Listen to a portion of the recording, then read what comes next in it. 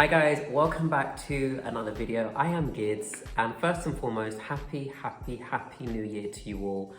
I'm excited to be back making another video, but I just hope you are all well. I hope you have had an amazing festive season.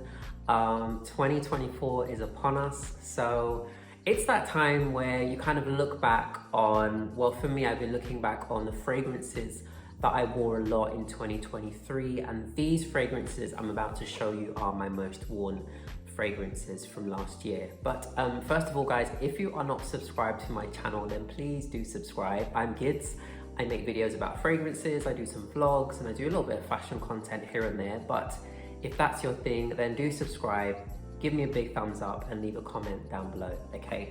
So let's kick off with one of my fragrances, which I would say I wore a lot of last year, and there is a significant dent in this fragrance.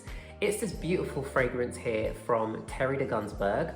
I think the brand is simply now known as by Terre, but this fragrance is still under the name of Terre de Gunzberg. This is Terrfic Oud Extreme, and as the name suggests, this is an oud fragrance. It's a rose oud fragrance, which obviously are still quite popular, I'd say, even till now. But this is a rich, leathery rose oud saffron bomb.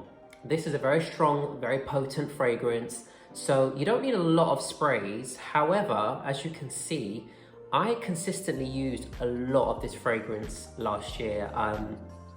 It's very strong, as I said. The predominant notes for me are the leather more in the dry down and the rose as well, but it's so sophisticated, it's so pleasant to wear. And when you first spray this fragrance, it's like, whoa, it really does hit you because it's very strong. But the longer you wear it, the better it gets. The dry down is incredible. It smells very refined, very classy, very expensive, and you don't need a lot of it. So Terrfic Oud Extreme, very rich and long-lasting fragrance as well. I have rocked with this one for years, but I did rediscover it last year, and that's the great thing of having a large collection, is you can rediscover things that you may have stopped wearing. And I bought a backup of this because this is becoming increasingly harder and harder to find. So that is the first one, Terrfic Oud Extreme from Terre de Gunzberg. The next fragrance I wore a lot of last year, and it's one which I layered with this beautiful fragrance, is this one here. This is Kayali's Vanilla 28. Now, look at the dent, guys. I got this towards the end of last year, so around sort of just before Black Friday, and I thought, am I gonna wear this fragrance? I was concerned it was a little bit too sweet for my personal taste, but as you can see, I have reached for it quite a lot. And this is a weird one because the vanilla macerates over time. It gets darker, as you can see. It wasn't this dark before. It gets a bit richer and a bit more inviting and cozy, and that's what I like about this particular vanilla. It smells to me more like a cooking vanilla. It's kind of a vanilla with burnt sugar. I think there is some tonka and some other notes like patchouli in this as well, but it is such a lovely vanilla fragrance. Very easy to wear, it's very effortless. I think that's why I sort of gravitated towards it a lot, because it was just so easy to wear, and it's great for layering as well if you want to sweeten up a fragrance or layer it. So Kayali's Vanilla 28. This was a huge love of mine last year, and from the moment that I bought this fragrance, this is Initio's Atomic Rose. From the moment I bought this fragrance, especially as a rose lover, I couldn't put it down. I was wearing this consistently, I think, for about a month solid. I just was wearing this one all the time. It is such a beautiful rose fragrance, and if you're a rose lover and perhaps you like different variations of rose fragrances, check out Initio's Atomic Rose. This is more of a bright sort of sparkly rose to me, but it's still warm and very rich and cozy at the same time. So it's got some pink pepper in the top, it's got some bergamot, it's very fresh in the opening, but then it dries down with the rose to a very warm, ambery, sweet rose, musky type of scent, and it is lovely, really lovely, very effortless and easy to wear. Atomic Rose was one I gravitated towards a lot last year. Terre de Hermes. As you can see, the dent in this one is quite significant. I'm probably going to end up finishing this one this year because Terre de Hermes, this is the eau de toilette, has always been a love of mine. I just think it's a very classy, easy to wear, versatile fragrance, very elegant and very refined. This has so many notes I love. It's got orange in it, it's got vetiver, it's got a woody oak mossy kind of feel to it. So it's very complex but very wearable and very classy at the same time. I think it's a classic. It's still fresh as well. It's got all of that going on, but it still retains a nice freshness to the fragrance. And when I don't know what to wear, I just grab Terre de Hermes. As you can see, this one I took to work with me quite a lot and will top up in the day. It doesn't have the best longevity. The longevity on this one isn't the greatest, but it's a lovely scent and one which I'm happy to reapply. This is Serge Lutens, this is Santal Majuscule.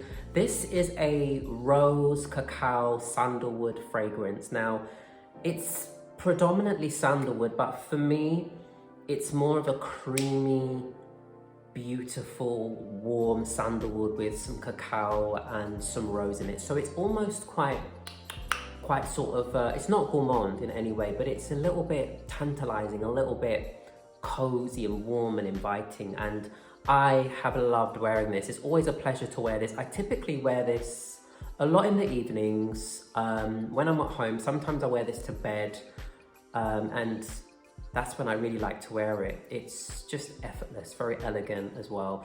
This is a really great brand as well to get into if you're trying to get into niche fragrances and you want to try fragrances which are interesting, complex, but you're put off by some of the prices of these niche perfume houses because it is getting out of hand, some of the prices that they are charging. Serge Lutens to me offers some quite affordable options. So definitely check out the house of Serge Lutens. I think they make really nice fragrances if you're trying to get into niche types of perfumes. Another sort of sandalwoody type of fragrance, this is Santal Royale from Guerlain. This has always been a love for me. I wore this a lot last year. It was one of those ones which I would reach quite a lot, particularly between September time. I started reaching for this one a lot and I wear this one to work quite often. Excellent longevity. It lasts all day. This is a rose sandalwood fragrance with some oud, leather. There's peach in this, there's cinnamon. There's so many notes in this fragrance, which shouldn't really work on paper, but I love the way that they all blend. Some people hate this. I think it can be a bit polarizing, but I adore Santal Royale from Guerlain. I have really fallen in love actually with Guerlain recently. I've tried quite a few of their fragrances and it's such a great house with so much history. But this one is one I reach for quite a lot, Santal Royale from Guerlain. Go to Chanel because last year I did buy a lot of Chanel, but I also wore a lot of Chanel. Chanel's number 22. Now, again, this is one that I took my time before I purchased this because this is quite, for me, a mature scent in the sense it's a very classic, very elegant, very refined scent. As you can imagine, Chanel put out some really classy fragrances. Chanel is a very classy house, very classic. And number 22 is, it's a floral, aldehydic, very soapy, powdery type of fragrance. It's a classic. It came out in 1922. This is 101 years old. I mean, you can say what you want about the House of Chanel. They really have, their fragrances have really stood the test of time. And how many other brands can say that? You know, people say a lot of things about Chanel and oh, it's granny and it's grandma, whatever, but it is a classic house to appreciate. Anyway, aside from that, this has been such a pleasure to wear. White florals, aldehyde, soapy, powdery, good longevity. It smells to me just very clean, very musky, beautiful white florals in this, the jasmines and the ylang ylang, there's rose in this. But then in the dry down, you have an ambery sort of resinous feel to the fragrance. So it's quite interesting the way it dries down. And I layer this with another fragrance that I'm gonna talk about, which is here as well, which is also one that I wore a lot of.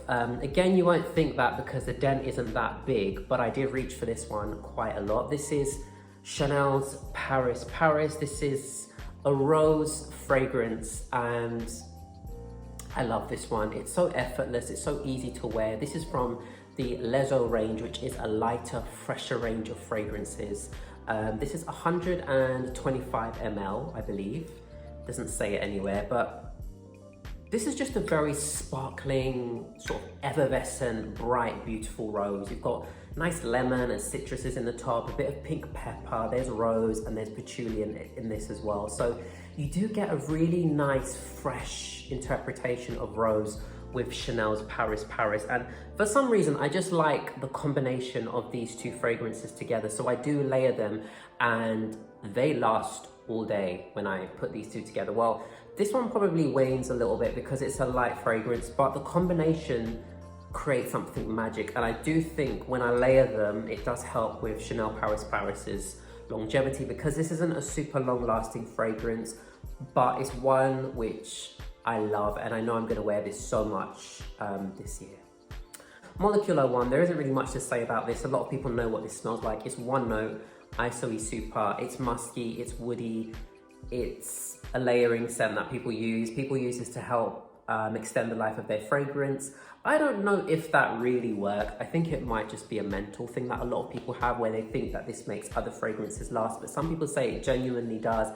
For me, I don't think it does, but I just like wearing a molecular one. I wear this to the gym, to do errands. It's a lovely scent which on everyone smells different, and that's what I really appreciate about this brand. There's a couple more that I'd like to maybe add to my collection. There's one with black tea, there's one with ginger, which is quite interesting. So I don't know, I'll check those out again. But for the meantime, this is one which I love using and I used a lot of it in 2023. Oud For Greatness, I used this quite a significant amount last year. We all know what this smells like. Well, not everybody does, but a lot of people know what this smells like. It's a oud fragrance. It has like a spicy, saffron, oudy, slightly sweet undertone to the fragrance. I think there's nutmeg in this as well and some lavender as well.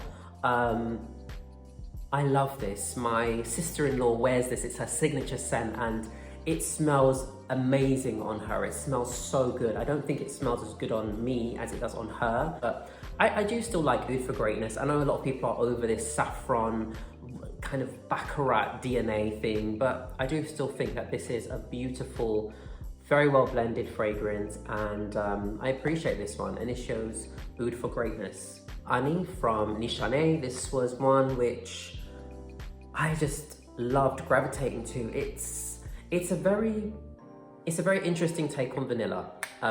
It is a gingery, spicy green vanilla. It's got some citruses in the top of the fragrance, but then it's got really nice notes as it develops as well. And as it warms up on your skin, it gets a lot sweeter, it gets warm, it retains a little bit of that zinginess as well. So I like that about it. I like that it's not just your typical vanilla. Vanilla for me, I struggle to find vanilla fragrances that I personally like because I find that they're either they're too sweet or they're too, what's the word? You know when they sort of are, they just want to give you a bit of a headache. But this one is perfect. I love it. Very long lasting, very warm, but has a little bit of a fresh zinginess to it. So Ani from Nishane was one I loved wearing a lot last year as well. This one from Zara, which is called Ebony Wood. As you can see, there's a big dent in that. This one I wear a lot to bed. I find it quite comforting. So this is obviously around the note of ebony wood. It also has some pink pepper and it's got cloves in this as well. It's so nice to wear to bed. I do a few sprays and I just sleep like a baby when I wear this beautiful fragrance. Unfortunately, I think this one has been discontinued, which is really, really annoying. It's part of the Jo Malone Zara collaboration that Jo Malone did with Zara, and I think that this, in my opinion, was the best one.